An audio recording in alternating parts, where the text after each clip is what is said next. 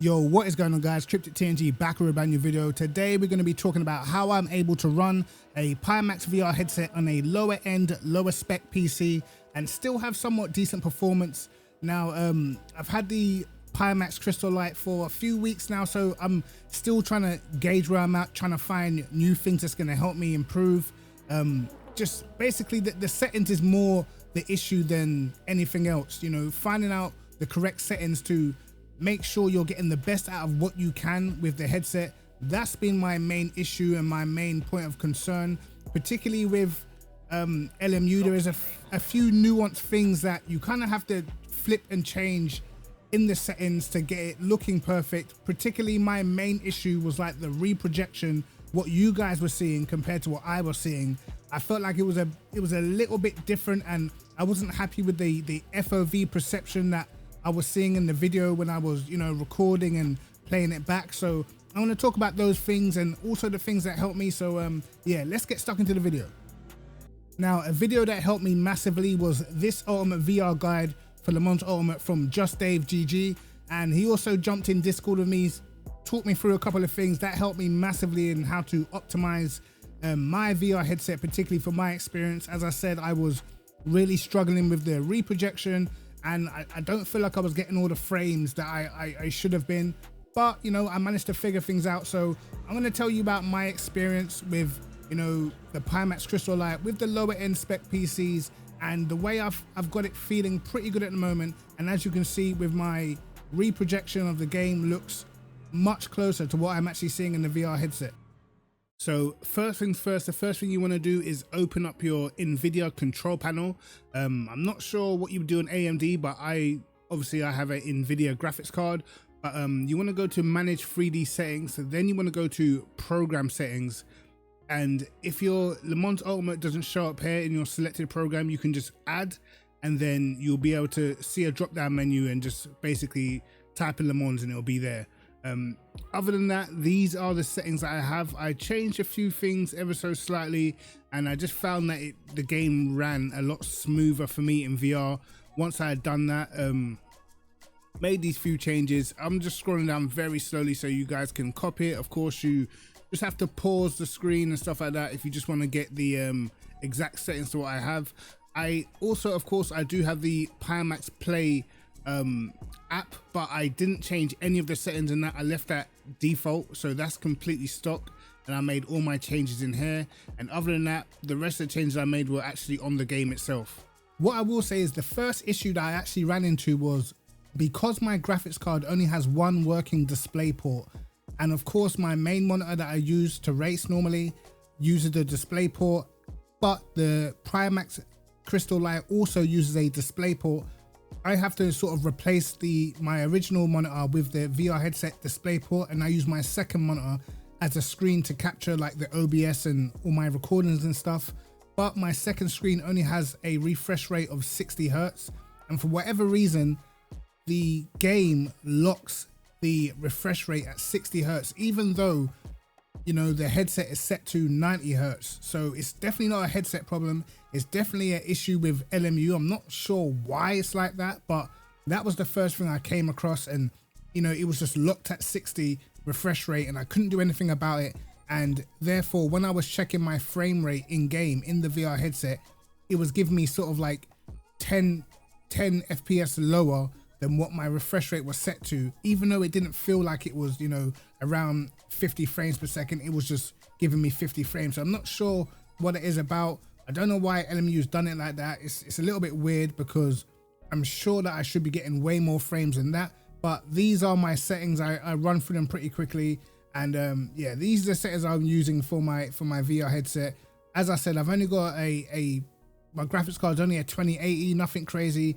I've got an i9 900 processor, so definitely not some beefy PC, but as you can see, guys, it looks pretty decent to me. And you know, even when I've got the headset on, to me it looks even better than the reprojection what you guys see. So I'm pretty happy with it. But let me tell you another thing that I managed to find out that definitely helped me a ton with, you know, making the game look better for me, not only in the game, but, you know, the re-recording as well. So originally when I started recording, my FOV looked exactly like this, what you're seeing from Sim Racing Arno, and it was, the FOV was just a bit too stretched out for me. I like it to be much more closer to the front of the car, and it just didn't look right. So I managed to figure out what I had to do thanks to Just Dave again, and this is what made the FOV so much better. The issue was I had my IPD set up completely wrong, and the IPD is basically the distance between the center of your eyes, and I had mine set to around 62.5, which means I needed to change my in-game world scale to around about 0.95, and I think I was running it at like 1.08 or something like that, which means in-game the car was too small, hence really stretching the FOV. And the moment that I changed it, thanks to Dave again, I started using 0.95. It made the car much bigger in the game, and then when I looked at the recording, it seemed way more closer to what I was seeing. As you can see now, there's no more completely stretched out image. You can see I'm literally right at the front of the car, and I was way happier with the recording and stuff like that. Being a content creator, you know, my focus is always on to make sure I give you guys a very good perception of what I'm seeing in the game, and that was a game changer for me. Ever since I've changed that, been totally completely happy with the way how things have gone. And as I said before, guys, as you can see, the quality looks pretty decent, even though I've only got a 2080 graphics card, which is pretty old now. Most people got, you know, quite beefy PCs compared to what I've got at the moment, and yeah, super good. I will tell you guys the things you will need to change in terms of calibrating some of the keyboard binds and stuff like that. So let's jump into that next. So for LMU, you're gonna want to make sure you go over to camera and make sure you keybind all these buttons somewhere on your keyboard. Do it whatever is comfortable for you, but just make sure you've got all these buttons keybinded, because they are very, very important to how you see things in car. The, you know, VR center head position is very important, because sometimes it can seem like you're sort of off center inside the car, and that can become quite off-putting when you're going through corners and you feel like your body's not centered to what you actually really want to see, and that's a little bit of an issue. And also another thing that I found, the shape of the seats on LMU sometimes can actually get in your peripheral vision. Like when I turn my head to the right, you can actually see the sort of bucket seat is kind of in the way. You can see me basically having to look forward past it. When I'm actually racing, it doesn't get in my way too much, but that's just a little thing that you guys might want to consider with your seat position. For me, you know, I'm still learning to turn my head more and all those things, all those little adjustments. At some stage it may become more and more annoying, I don't know, but for now I can definitely race through it. But that's one thing to consider with your seating position, also your IPD, FOV perception, all those different things. That is one of the main things that I've realized since changing my IPD and my world scale and stuff like that. That is probably the issue, that is the thing that I noticed the most, the only sort of downside to the changes that I've made.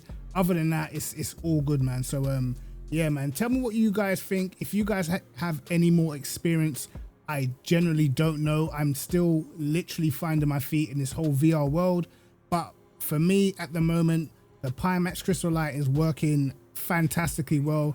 I thought it would be much more of a struggle on my system, I really did, and I'm even able to record OBS while racing, while driving, and I'm not having too many issues. I have about 12 cars visible at the moment, and that's all good for me. You'll see here in a minute as we get to the first corner where it sometimes can be an issue. You see cars just popping up right there, and of course that is, you know, just me having the settings lower and, you know, just making sure I'm not having any stutters in the game, which for me is the most important. Obviously, if there's a pile up in front of you, you might get caught up in it, lads, you know what I mean? So yeah, you have to bear that in mind as well. But for all you guys that do have a very good graphics card, of course you can afford to up the settings and stuff like that, so it shouldn't be too much of an issue. For all you guys who are interested in purchasing a Pimax Crystal Light or anything else, I've got links in my description. Also, you can get a money off code Cryptic, so make sure you jump in the description if you're interested in anything from Pimax.